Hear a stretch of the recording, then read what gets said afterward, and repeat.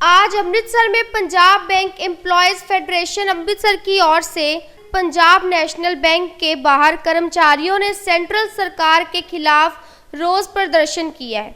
इस मौके पर प्रधान किशोर सरीन पत्रकारों से बातचीत करते हुए कहते हैं कि केंद्र सरकार द्वारा सरकारी बैंक को प्राइवेट करने की जो घोषणा की है, इसके खिलाफ पूरे देश में बैंकों के कर्मचारियों द्वारा 15 और 16 2 दिन के लिए हड़ताल की गई है तथा जगह जगह प्रदर्शन किए जा रहे हैं। कैमरामैन लक्की मेहरा के साथ तरुण मेहरा की report, Rozana Punjab news. Kishore Shri, president PNB staff union Punjab, deputy general secretary Punjab bank employees federation और जो लोकल फेडरेशन ਉਹਦਾ मैं प्रेसिडेंट हाँ। ਅੱਜ ਤੋਂ थोड़े दिन पहला पर जो बजट सैशन होया सी, एक प्राइम मिनिस्टर और जी है इंडिया की फाइनांस मिनिस्टर निर्मला सीतारमन, उन्होंने पार्लीमेंट 'ਚ एक स्टेटमेंट दी सी भी we are going to privatize the public sector bank. ਉਹਦੇ 'ਚ उन्होंने पहला 2 बैंकों का नाम लिया, पंजाब नेशनल बैंक और बैंक ऑफ बड़ौदा। दूसरे दिन उन्होंने स्टेटमेंट चेंज कर ली भी नहीं, असी बैंक ऑफ इंडिया और सेंट्रल बैंक को कर रहे हैं। और दिनों हाल तक उन्होंने को यही नहीं डिसाइड हो सकिया कि किहड़े बैंक को असीं प्राइवेटाइज जी करना चाहते हैं, क्योंकि अज की तरीक के note even single public sector bank is in loss. कोई बैंक जो लॉस च रही है और एक पब्लिक सैक्टर का एक जो करैक्टर है जोड़ा अज देखो हिंदुस्तान के वेख लो आफ्टर इंडिपेंडेंस तकरीबन 500 प्लस जो बैंक जोड़े है वो प्राइवेट सैक्टर बैंक को बंद हो चुके हैं, पब्लिक का पैसा खा चुके हैं। हुण थोड़ा चिर पहला अज तो कोई असीं 4-5 महीने पहला देखिए पीएमसी बैंक बॉम्बे के वो बंद होया और लोगों ने उत्थे कई बंदियां ने उन्हें जाना भी गई, कई बंदियां ने सुसाइड भी किया, कमिट किया। और एक भी पब्लिक सैक्टर बैंक अज की तरीक कोई पब्लिक सैक्टर बैंक बंद नहीं होया और सारे पब्लिक सैक्टर बैंक जो प्रॉफिट है। और गौरमेंट ने जो एक डिसीजन दिता सी भी प्राइवेटाइज करने लगे, असीं सरकार दे नाल यूनियन लीडर ने गलबात की और सरकार क्योंकि मोदी गौरमेंट जी है वो मन की बात तो करती है पर किसी की मन की बात सुनती नहीं है। और अगेंस्ट असीं गौरमेंट में मिले सी और उन्होंने गौरमेंट को कहा सी कि क्योंकि बैंक जो तुसीं प्राइवेटाइज करो, जो बैंक लॉस है, जो बैंक प्रॉफिट च असीं उन्होंने क्यों करते पे हैं, कोई भी पब्लिक सैक्टर बैंक प्रॉफिट जो लॉस नहीं है।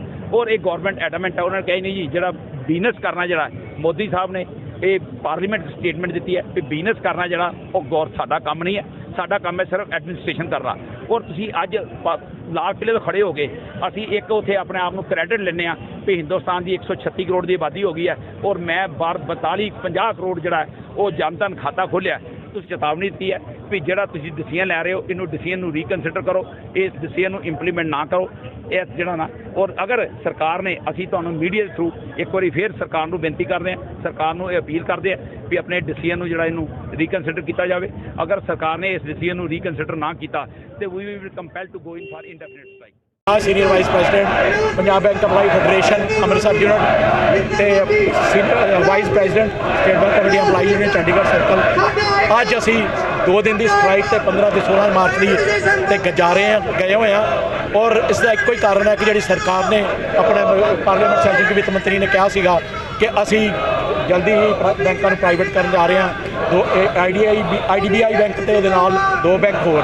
और जिहड़ा निजीकरण दा तुसीं 1969 तो पहले जो निजी बैंक होंदे सी उहदे नाल कंपैरिजन करो, उदों जिहड़े कारपोरेट वाले बैंक होंदे सी वो कलैक्शन करते सी अपना डिपॉजिट के रूप से और अपन कंपनियों के इन्वेस्ट कर लेंदे, कंपनियां डुब जांदियां सीगियां, लोगों के पैसे भी मर जाते थे।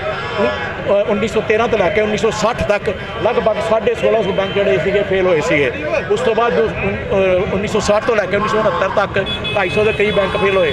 उस तो बाद जोड़े 1960 तो 1969 तो बाद बैंक जोड़े प्राइवेट बैंक है नहीं थे, नैशनलाइज बैंक से उन्होंने देश की ग्रोथ के बड़ा रोल अदा किया, लोगों लिए बड़ा सोशल बैंकिंग भी की और लोगों लिए जॉब क्रिएशन भी हुई, क्योंकि जो एक्सपेंशन हुई बैंकों की जॉब क्रिएशन हुई है।